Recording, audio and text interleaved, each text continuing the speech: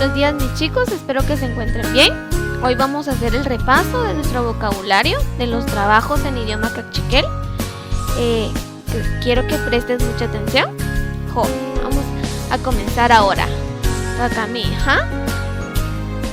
Acá dice Achiquerusamaj. ¿Cuál es el trabajo de cada uno de ellos? Vamos a repasar el trabajo de cada uno de ellos. Vamos a empezar con el primero. Achiquerusamaj. ¿Cuál será el trabajo de él? Rijajun chupuikak.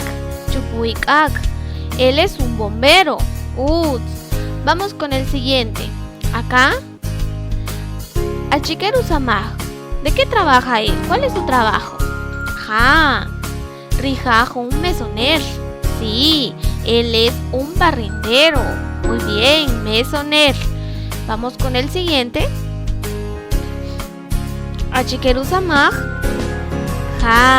Rijajun ajaner. Bien, él es un carpintero. Ajaner, carpintero. Un chic. Siguiente. Achiquerusamaj. Rijajun ajpots. Rijajun ajpots. Él es un policía. Y el último. Achiquerusamaj. ¿Cuál es el trabajo de ella? Rijajun banoiweij. Rijajun banoiweij. Ella es una tortillera.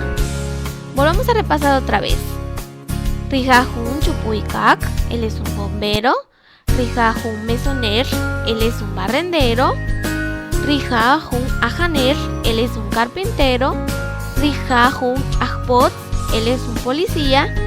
Y Rijajun banoiweij. Ella es una tortillera.